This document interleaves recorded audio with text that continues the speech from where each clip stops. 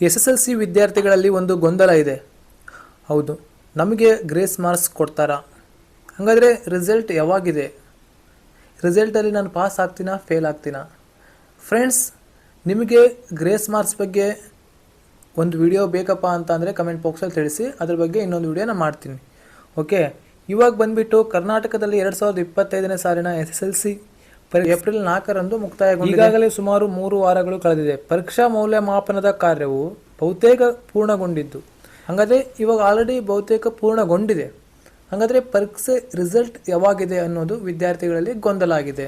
ಹಾಗಾದರೆ ಇದನ್ನು ನೋಡಿ, ಹಿಂದಿನ ವರ್ಷಗಳ ಫಲಿತಾಂಶ ದಿನಾಂಕಗಳನ್ನು ಹೇಳಿಬಿಡ್ತೀನಿ.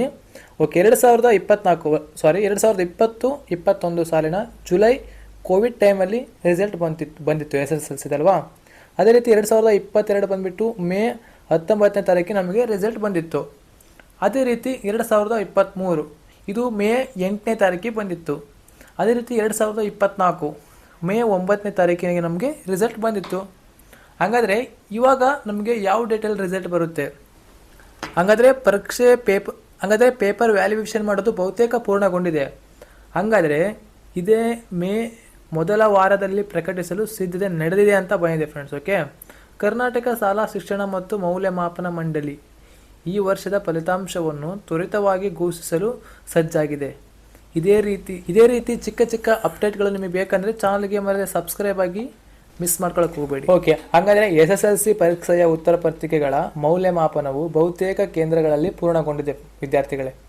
ಓಕೆ, ಮತ್ತು ಕೊನೆಯ ಹಂತದ ಲೆಕ್ಕಾಚಾರ ಮತ್ತು ಫಲಿತಾಂಶ ಸಿದ್ಧಪಡಿಸುವ ಪ್ರಕ್ರಿಯೆ ನಡೆಯುತ್ತಿದೆ. ಓಕೆ, ಮತ್ತು ಕಳೆದ ವರ್ಷಗಳಂತೆ ಈ ಬಾರಿಯೂ ಮೇ ತಿಂಗಳ ಮೊದಲ ವಾರ ಅಂದರೆ ಮೇ 1ರಿಂದ 7ರವರೆಗೆ ಮಧ್ಯೆ ಯಾವುದಾದ್ರೂ ಡೇಟ್ ಆಗಿರ್ಬೋದು. ಓಕೆ, ಯಾವುದಾದ್ರೂ ಡೇಟಲ್ಲಿ ನಿಮಗೆ ರಿಸಲ್ಟ್ ಬರ್ಬೋದು. ಹಾಗಾದರೆ ರಿಸಲ್ಟ್ ಬಂದರೆ ಯಾವ ಥರ ನಾವು ಚೆಕ್ ಮಾಡೋದು, ಅದಕ್ಕೆ ಏನು ವೆಬ್ಸೈಟ್ ಇದೆ?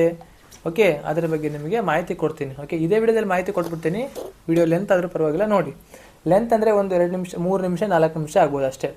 ಓಕೆನಾ? ಓಕೆ, ಇವಾಗ ಅಧಿಕೃತ ವೆಬ್ಸೈಟ್ಗಳಿದ್ದಾವೆ. ಓಕೆನಾ? ಇವಾಗ ನಾವು ಚೆಕ್ ಮಾಡಬೇಕು ನಮ್ಮ ರಿಸಲ್ಟ್ ಅಂತಂದರೆ ಅದಕ್ಕಾಗಿ ವೆಬ್ಸೈಟ್ ಇದ್ದಾವೆ. ವೆಬ್ಸೈಟಿಗೆ ಹೋಗ್ಬಿಟ್ಟು ನೀವು ಡೈರೆಕ್ಟಾಗಿ ಚೆಕ್ ಮಾಡ್ಬೋದು. ಇವಾಗ ರಿಸಲ್ಟ್ ಬಿಟ್ಟ ತಕ್ಷಣ ನೀವು ಚೆಕ್ ಮಾಡ್ತೀನಿ ಅಂತಂದರೆ ತುಂಬ ಜನಕ್ಕೆ ಅಲ್ಲಿ ಸರ್ವರ್ ಪ್ರಾಬ್ಲಮ್ ಆಗಿಬಿಡುತ್ತೆ. ಯಾಕಂದರೆ ತುಂಬ ಜನ ಇರ್ತಾರಲ್ವ, ಎಲ್ಲ ಚೆಕ್ ಎಟ್ ಆ ಟೈಮ್ ಒಂದೇ ಟೈಮ್ಗೆ ಚೆಕ್ ಮಾಡೋದ್ರಿಂದ ನಿಮ್ಗೆ ಇಲ್ಲಿ ಸರ್ವರ್ ಪ್ರಾಬ್ಲಮ್ ಆಗುತ್ತೆ, ಸರಿಯಾಗಿ ರಿಸಲ್ಟ್ ತೋರಿಸೋದಿಲ್ಲ. ಓಕೆನಾ? ಸರ್ವರ್ ಬಿಸಿ ಈ ಥರ ಬರುತ್ತೆ. ಓಕೆ, ಇದು ವೆಬ್ಸೈಟ್ ಬಂದುಬಿಟ್ಟು ಫ್ರೆಂಡ್ಸ್ ಇಲ್ಲಿ ನೋಡ್ಬೋದು, KARRESULTS ಡಾಟ್ ಕೊಟ್ಟು NIC.IN ಅಂತ ಹಾಕಿ, ಅಥವಾ ಆದಿಲ್ಲ ಅಂತ ಅಂದರೆ KSEAB.Karnataka.gov.in ಭೇಟಿ ಕೊಡಿ. ಓಕೆನಾ? ಈ ಒಂದು ವೆಬ್ಸೈಟ್ಗೆ ಭೇಟಿ ಕೊಡಿ. ನೀವು ಸರಿಯಾಗಿ ನೋಟ್ ಮಾಡಿ ಇಟ್ಕೊಳ್ಳಿ ಇದನ್ನ. ಓಕೆನಾ? ಓಕೆ, ಅದಾದಮೇಲೆ ನಿಮ್ಮ ರೂಲ್ ನಂಬರು ಮತ್ತು ಹೆಸರನ್ನು ನಮೂದಿಸಿ ಲಾಗಿನ್ ಆಗಿ ಫ್ರೆಂಡ್ಸ್. ಓಕೆನಾ? ಲಾಗಿನ್ ಆದ ತಕ್ಷಣ ನಿಮ್ಮ ರಿಸಲ್ಟ್ ಶೋ ಆಗುತ್ತೆ. ಓಕೆ, ರಿಸಲ್ಟ್ ಶೋ ಆದ ತಕ್ಷಣ ಅದನ್ನು ನೀವು ಡೌನ್ಲೋಡ್ ಕೂಡ ಮಾಡ್ಕೋಬೋದು. ಇಲ್ಲಪ್ಪ ಅಂತಂದರೆ ಅಲ್ಲೇ ಚೆಕ್ ಮಾಡ್ಬೋದು.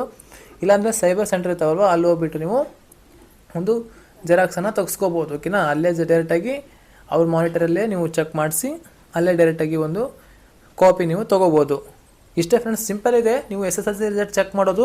ಮತ್ತು ನಿಮಗೆ ಏನಾದರೂ ಡೌಟ್ ಇದ್ದರೆ ನನಗೆ ಕಮೆಂಟ್ ಬಾಕ್ಸಲ್ಲಿ ತಿಳಿಸಿ ಮರೆದೆ. ಮತ್ತೇನಾದರೂ ಗ್ರೇಸ್ ಮಾರ್ಕ್ಸ್ ಸಿಗುತ್ತಾ ಏನು ಇದ್ರ ಬಗ್ಗೆ ಸ್ವಲ್ಪ ವಿಡಿಯೋ ಮಾಡಿ ಅಂತಂದರೆ ಖಂಡಿತವಾಗ್ಲೂ ನಾನು ವಿಡಿಯೋನ ಮಾಡ್ತೀನಿ. ಚೆಕ್ ಮಾಡಿಬಿಟ್ಟು ಖಂಡಿತವಾಗ್ಲೂ ಕಮೆಂಟನ್ನು ನೀವು ಹಾಕಿದರೆ ಇದು ತುಂಬ ಜನಕ್ಕೆ ವಿಡಿಯೋ ಹೋಗಬೇಕಾಗುತ್ತೆ, ಶೇರ್ ಆಗಬೇಕಾಗುತ್ತೆ. ನಿಮ್ಮ ಫ್ರೆಂಡ್ಸ್ಗೆಲ್ಲ ಶೇರ್ ಮಾಡಿ ವಿಡಿಯೋನ, ಅವರು ಕೂಡ ವಿಡಿಯೋನ ನೋಡಿ ಅವರು ಕೂಡ ಹೆಚ್ಚಿನ ಸ್ವಲ್ಪ ಇನ್ಫಾರ್ಮೇಷನ್ ಸಿಗುತ್ತೆ ಅಂತ ಅನ್ಕೊತೀನಿ ಈ ಒಂದು ವಿಡಿಯೋದಿಂದ.